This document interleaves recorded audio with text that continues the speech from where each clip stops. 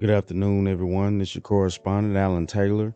Yes, we're here once again. We're talking about the Georgia election, basically. Stacey Abrams, running for governor and things like that. We're talking about the voting situation that they're really having out there. And if you stay tuned, pay attention, it is a situation, and you will see why. So let's dive into it. Let's check this out and see what's going on here. Less than 2 months out from the midterms, and at the center of the conversation among many, Black men. That rarely happens, and I want to center Black men today. Right now, we could be looking at a split ticket. Senator Raphael Warnock is leading in his race against Herschel Walker, but Stacey Abrams is behind Governor Kemp. Now, Abrams says if Black men vote for her, she'll win. But the math ain't really math in there, and I know. Okay, now keep in mind, Miss Stacey said that, Black men vote for her, she would win.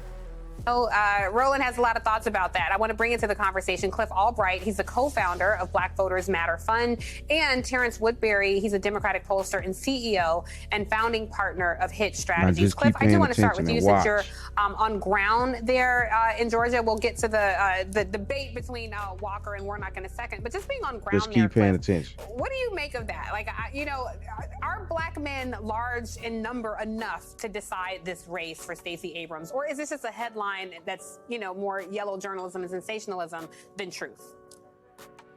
Okay, before we go, before we go, be here with you.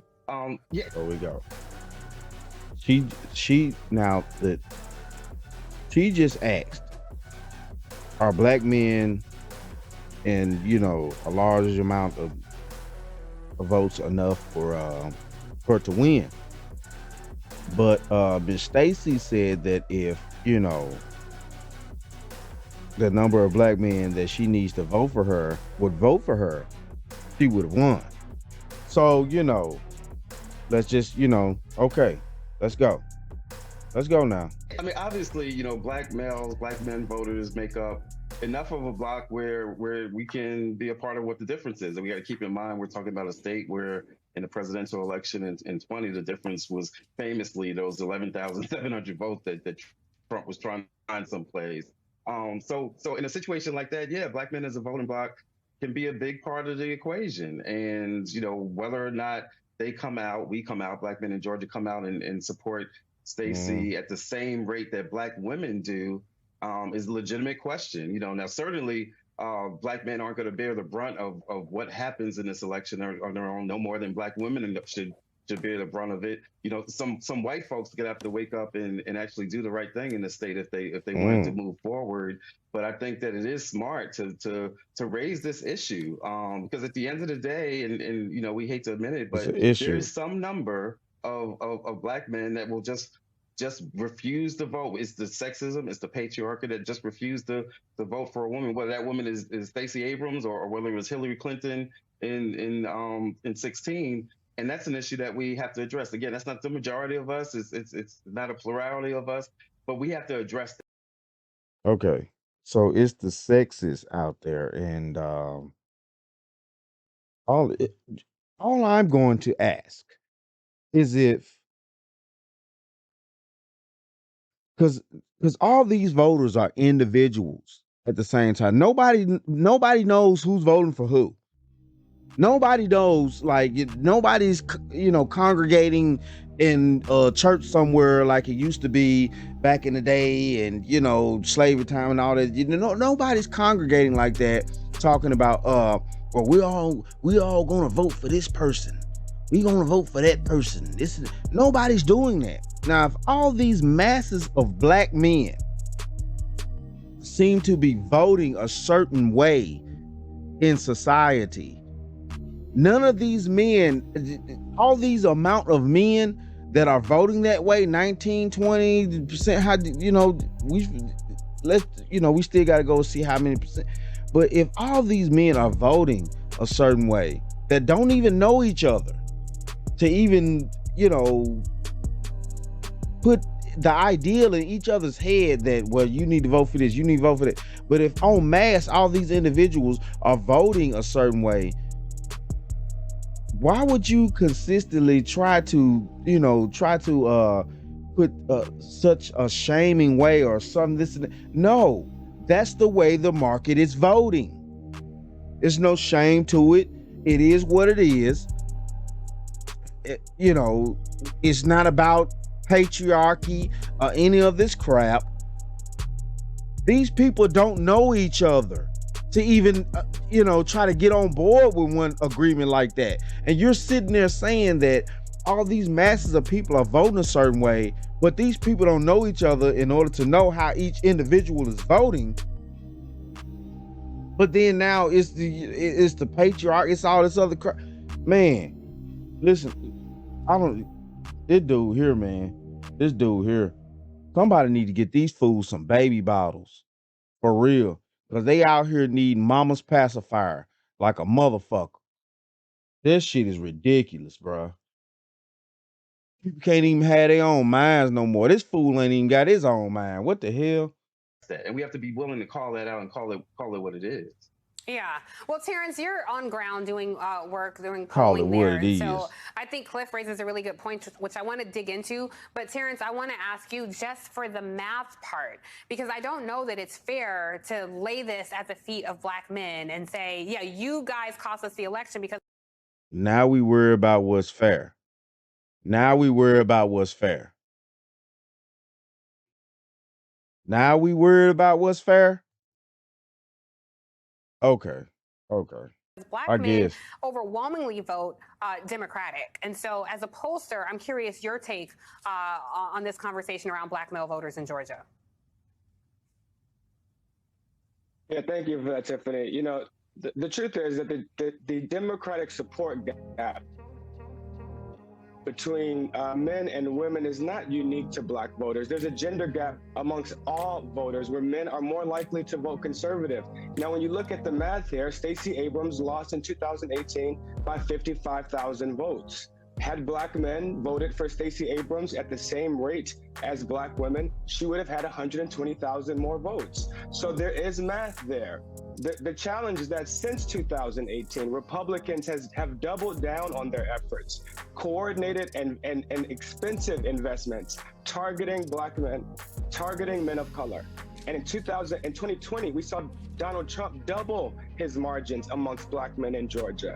A difference of 370,000 votes. The gap between black men and black women was the difference of 370,000 votes in Georgia.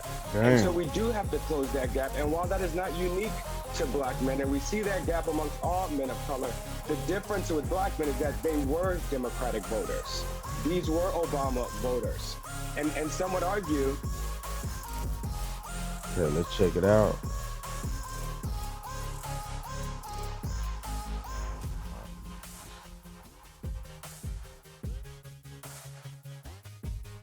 Damn, yeah, they ain't got Obama in the middle of this motherfucker. They got Trump twice on this motherfucker. Okay. But yeah. So between 2012 and 16, let's see, it went from 11 to 13%. 16 to 2022, it went to 19%, and that's for blacks voting for Republican. It's for black males, black men, period, voting for Republican. From 2012 to 2020. So, yeah. All right. That they were only Obama voters. They were never, in fact, Democratic voters. And that is where Democrats have work to do to prove that since 2020, they have made progress on the issues that matter most to black men, and that they have a plan for black men moving forward. All right. So Cliff mentioned Hillary Clinton. See, the thing of it is what's happening here. The Democratic Party has already been talking to its constituents, and its constituents, the black women, period. Now, if we want to go back 50, 60 years, let's just say to the JFK era, you know, and I know it's a few of you out there that don't understand what I'm talking about. If we go back to that era, the Democrats back then were concerned about, black people as a whole, men and women. So it was, a little leeway there. Then, it started getting broke down. Certain things started getting taken away from black men and given to black women in certain in other ways. I'll put it that way. And now, we're at a point here to where, black men have it's just it is it's just a change. It's just nature. It's just nature. Nothing ever stays the same. Nothing ever stays the same. I'm sorry, but I'm finna put this shit on out here and I'm finna tell it like it is. You know what I'm saying? Yes, black women have been winning the past, 50, 60 years, or 40, 50 years, basically. You know, you've gotten what you need. It is what it is. You had the mass amount of black men even voting for whatever it is that you want to, whoever it is you want to vote for. We just putting the facts out there. Nowadays, black men are voting for who they want to vote for because of their interests. Period. You know what I'm saying?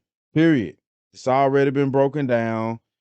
And it's not like, people are meeting in some cabin in the woods or something like that, and we gonna vote this way. Nah, it don't work that way.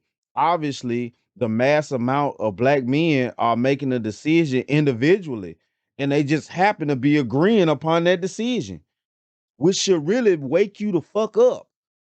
That these people are not even in touch with each other as voters, but they're collectively voting for damn near the same way, and these people don't even know each other. What are you talking about? Y'all need to wake up, man. But see though, now at the end of the day, I'm gonna tell you something on the real though. What's gonna happen there, man? We want y'all to really stay asleep. The men really, the real men with their head on straight, they really want y'all to stay asleep, man. They want y'all women to stay asleep. Y'all stay dreaming. Do your thing. You know what I'm saying? We finna start winning like a motherfucker out here. You know what I'm saying? We want y'all to stay asleep. We ain't got time for the games and the manipulation and all the other crap that come with it. You know what I'm saying? Motherfuckers is tired of it. The game is over. The game is over. Winter is here. Winter is here. So, men are voting their own way. Whichever way they want to vote. You know what I'm saying? Don't put me in anything. I'm just reporting the news. I'm being honest with you about how men think. You know what I'm saying? Most of the time. The majority. Like, real talk. Let's just keep it real. Terrence talked about Obama. We have to take this thing back a decade. Okay, why am I wearing this shirt? It's my Alpha shirt. First of all, we vote, but here's why. Black men are the second most loyal voting bloc of the Democratic Party. Who's number one? Black women. So let's just be real clear who black men are voting for. In 2012, right, there was a 9-point gap between black men and black women, Obama-Romney. So people try to make this out to be about totally sexism. That's not true. With two men running and black men. Black men were not happy with Obama. They felt he should have done more because on the issue of economics, on criminal justice, and things along those lines. And so what then happens? You go to 16, now it's a 13-point gap. You go to 20, now it expands. But here's a race people ignore, and Terrence knows this as well. Tom Tillis, the architect of voter suppression in North Carolina, was getting around 18% as well. Why? Because Democrats I'm about to get into it. That constituency. Black women also organized and mobilized to force the Democratic Party to pay more attention to them. In many cases, black men within the party have not actually done that. So what you're seeing are black men who are saying, you're not paying attention to me, you're ignoring what's happening when it comes to economics, you're ignoring me when it comes to the critical issues, and so what the Democratic Party has not done is create a specific strategy to target those individuals because it comes down to numbers. Warnock beat Kelly Loeffler by less than 100,000 votes. And so you're the Democratic Party, and you're just ignoring these numbers. What did Terrence just say? You are ignoring the potential to win. You should be trying to get every vote. And I'm just going to go ahead and put it out here, and Right. someone has to say it. And The okay. fundamental problem with the Democratic Party is that white strategists are controlling the money, are controlling the strategy. Yeah. Yes, Okay, I'm gonna cut it there, but you know what I'm saying. Real talk, though. This is the business. You know what I'm saying. You know, when you go back, the Democratic Party used to actually, you know, try to galvanize the vote of all black people, male and female. Nowadays, they just tend to try to galvanize the females' vote because yes, and yes. I have to say it. It is what it is because it's just the real. You know, the majority of men for the past at least 25, 30 years haven't been either able to vote due to, you know, criminal activities and stuff like that. That knocks a lot of percentage of black men out. If we go back 30 years, a lot of black men was doing a lot of crazy shit out here in the streets. It is what it is. Woo to woo, they gave them felony charges, all types of crazy charges that also takes away your voting rights. And, you know, just have been thinking that way. Now, also too, for the black men that haven't went through that has still have their voting rights, you know, they've been also, you know, influenced by pretty much, yeah, the women in their families and the women that surround them and stuff like that, you know, to vote a certain way. And that's just the truth. It's just the truth of the matter. So now we've come to this point here. This is the era after Trump. Pay attention to the dynamic I just gave you. This is the era after the Trump. You know, Mr. Grab the Cooch. Yeah, that's what I call Trump. Mr. Grab the Cooch. Okay? After the era of Mr. Grab the Cooch, you know what I'm saying? Now we got you know, men seeing things a different way. You know, more men have been talking to each other online, things like that. More men have been, you know, checking stuff out. But let's just break this down to just Georgia by itself. And this is just Georgia by itself. You know, all these individuals that are voting, all these men that are voting like that, they're not all in contact like that. That's impossible. The numbers are too many like that. You know, there's no way they're in contact with each other like that. So, you know what I'm saying? All these men that are just, you know, collectively voting this way, that ought to really tell you something. You know what I'm saying? That really ought to tell you something. You know, and I know for a lot of people it is telling them something, but I'm talking to the average everyday motherfucker out here, you know what I'm saying, that's not putting in enough thought process about their life and their surroundings. And, you know, like my father told me growing up all the time, he was like, man, your life already plotted out for you before you even born, dude. You know, it just is what it is, you know, and that's due to the games that's being played already in play when you born. The game of life is already in play when you're born. Do you understand? You playing catch up from the moment you born. And I ain't talking about the red stuff you put on your french fries. You playing catch up. So you know what I'm saying? You can't have the audacity that you know so much, regardless of what your age is. You playing catch up to the game of life that's already in play on this planet. So, you know, but that's what it is though. You know, we breaking it down. Just the bottom line news. Yeah, seem like men are, you know, making their own moves and choosing to vote their own way. You know, no longer listening to other avenues and things like that. And then maybe, you know, I put it out there, you know, maybe people listening to people that they know they can't trust. So, I mean, you know, it is what it is. That's what's going down. I'm your correspondent, Alan Taylor. This has been the Bottom Line News. And that, my friends, is the bottom line.